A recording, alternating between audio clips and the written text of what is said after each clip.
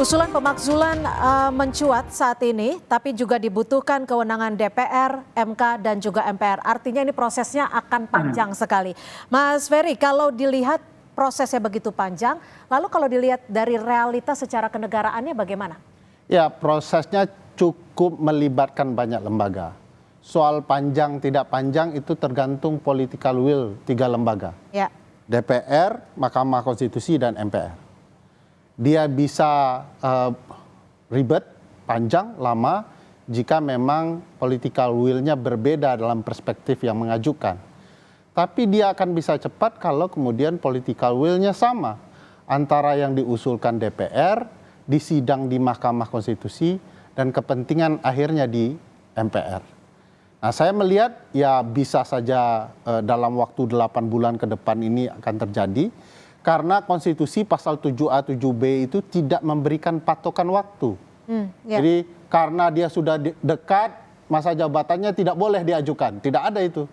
Jadi sepanjang presiden oleh masyarakat melalui DPR dianggap melakukan pelanggaran hukum dan tidak memenuhi syarat, dia dapat diajukan pemberhentian di tengah jalan.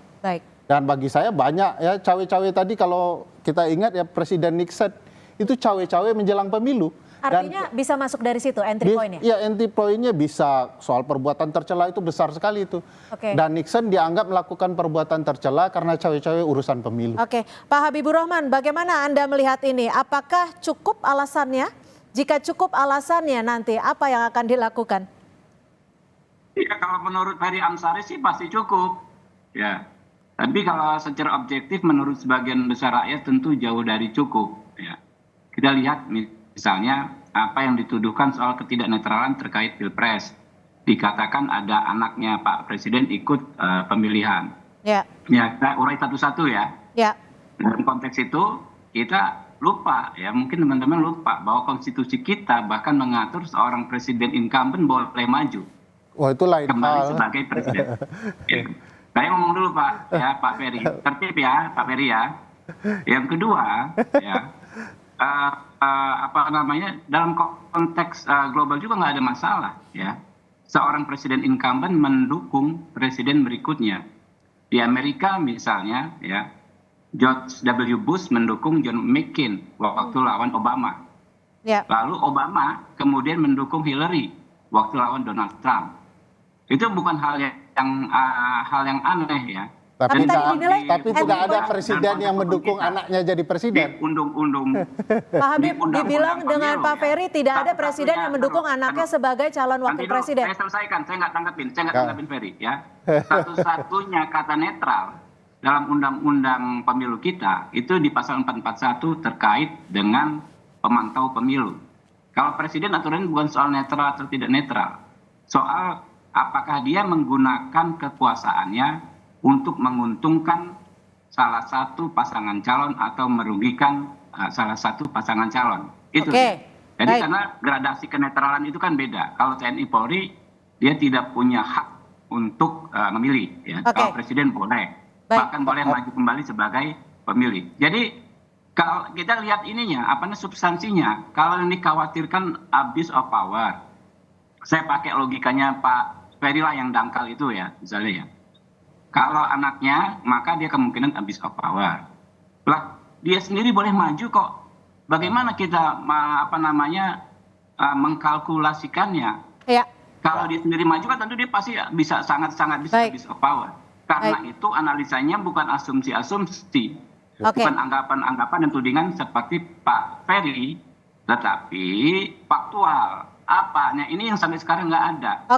Ada tidak faktualnya? Ditahan Pak Habib. Ada tidak? Ada tidak Pak Faisal secara faktualnya? Ditahan dulu Pak Habib. Faktanya apa? Faktual kan jadi begini. Halo Bung Habibur Rahman. Silakan Pak Faisal. Penjelasan Bang Ferry itu banyak diurai di ruang publik dan mewakili pendapat rakyat. Bahwa di atas tafsir konstitusi ini ada satu kebutuhan konsolidasi moral politik untuk menyelamatkan tujuan negara. Kalau arah tujuan negara ini ditunggangi oleh dinasti politik, maka protes muncul secara gerakan moral itu akan muncul. Dia nggak lagi bicara soal mekanisme. Jatuhnya Soeharto orang juga nggak tahu pasal apa. Ya kan? Bagaimana mekanisme ketatanegaraan itu diperbincangkan. Jadi ini satu diskusi yang terlalu rancau. Jadi Habibur Rahman dan kawan-kawan partai politik yang ada di lingkaran kekuasaan yang masih mengusung berangkas politik yang diikat oleh kepentingan lapak di sana itu berhenti untuk merespon kami. Tapi secara faktual kami ada tidak mau diskusi sama mereka. Mereka ini orang yang kehilangan moral, sudah hancur, hari-hari gendong putra presiden. Oke, dibilang kehilangan moral bagaimana Pak Habib? Jadi tidak punya akal sehat, tidak punya moralitas, dan semua pendapat mereka itu rakyat tolak. Kami tidak mau berbincang dengan mereka, pengusung berangkas politik. Yang kami bicara ada satu peluang konsolidasi untuk menyelamatkan negara yang dibuka oleh Menko Polhukam. Satgas anti pemilu curang. Itu kan fokus perbincangan rakyat hari ini. Oke. Karena semua lembaga negara pengawasan, partai politik lebih khusus di lingkaran kekuasaan ini udah ambruk moralnya. Baik, ditahan. Maka yang tersisa instrumen di Menko Polhukam ini kemudian digunakan oleh rakyat untuk mengkonsolidasikan hak-hak mereka di dalam bernegara. Pertanyaan, apakah rekomendasi Menko Polhukam kalau ditemukan kejahatan cawe-cawe ini melanggar dan merusak demokrasi itu tidak bisa dipakai oleh DPR?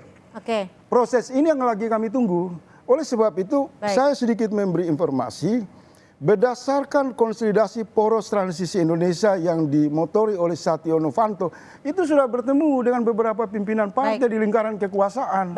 Dan mereka memberi sinyal mendukung pemakzulan apabila PDIP dan kelompok-kelompok oposisi terus bergerak. Oke, silakan. Saya mau mengurai. Jadi gerakannya udah terlalu maju, bukan lagi perbincangan teoritis. Saya mau mengurai kondisi faktual berdasarkan pandangan Pak Habibur Rahman yang tidak dangkal tapi sampai ke langit yang ketujuh itu ya, sehingga sulit kita jangkau cara berpikirnya. Dia barusan menjelaskan faktual yang sangat penting bahwa kalau presiden menyalahgunakan wewenangnya untuk kepentingan anak, keluarganya atau kroninya, di sanalah dia melanggar. Inilah pasal cawe-cawe itu.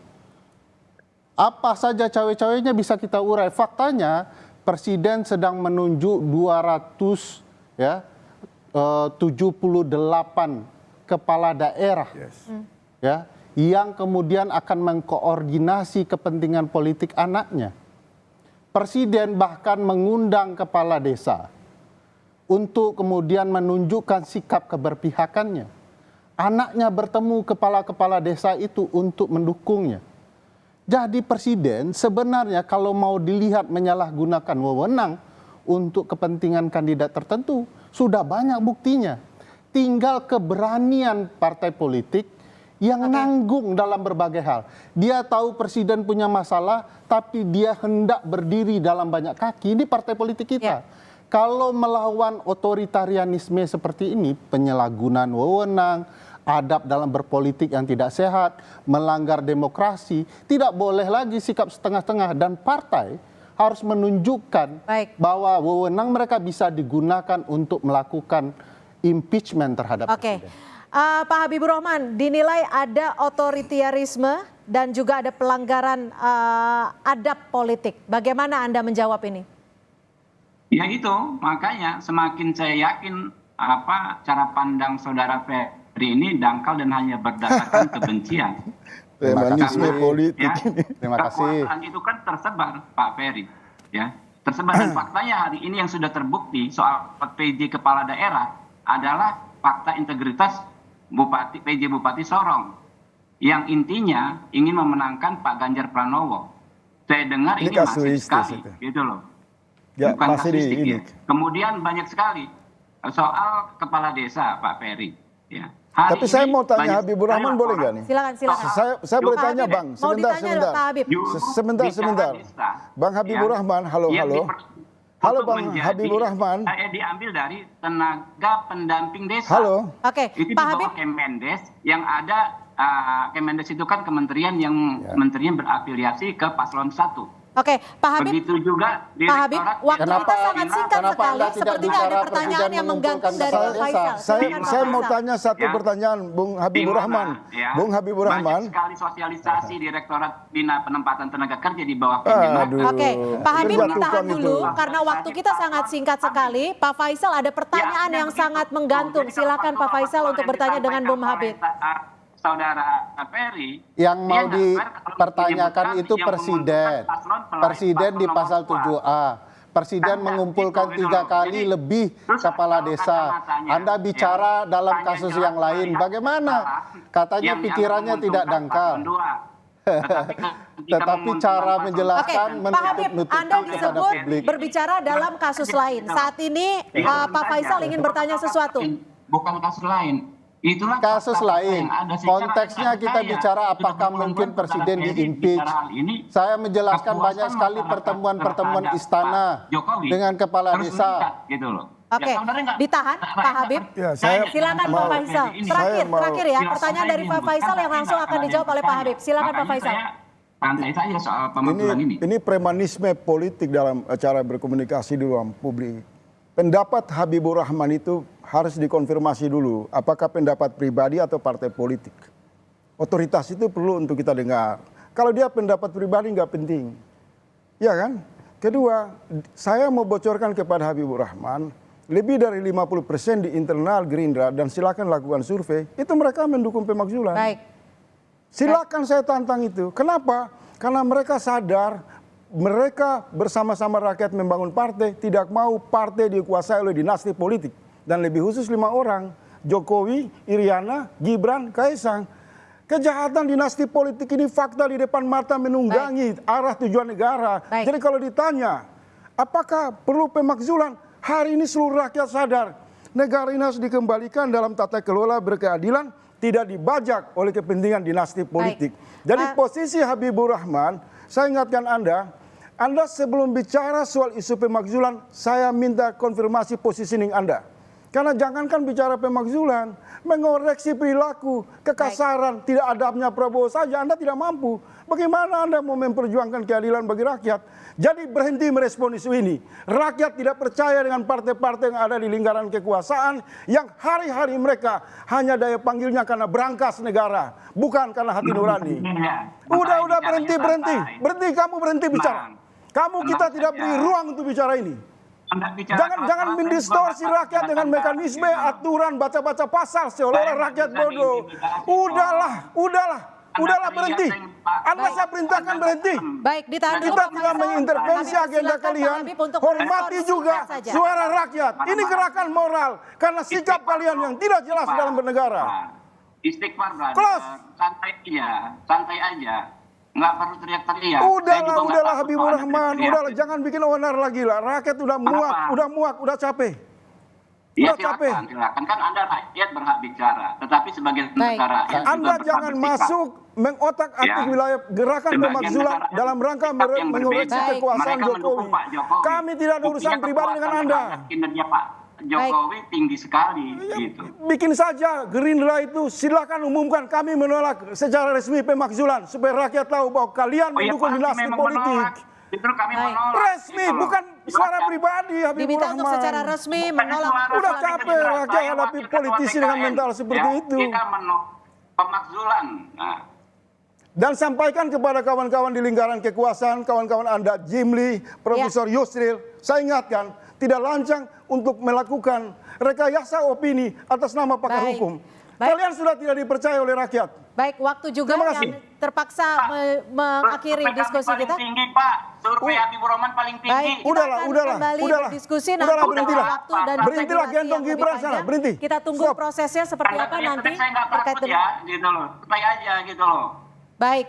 Baik, terima kasih atas perspektifnya sore ini. Sayang sekali waktu juga yang harus menyudahi diskusi kita. Nanti kita akan berupaya untuk kembali menyediakan waktu yang lebih besar luang lingkupnya untuk lebih menyampaikan perspektif. Terima kasih sekali lagi anggota Petisi 100 Pak Faisal Assegaf, terima kasih. Dan juga dosen hukum tata negara serta peneliti Posdem Universitas Andalas Pak Ferry Amsari dan juga Pak Habibur Rahman, Jubir TKN Prabowo Gibran sudah bergabung bersama kami di Kompas Petang. Selamat sore. Sore.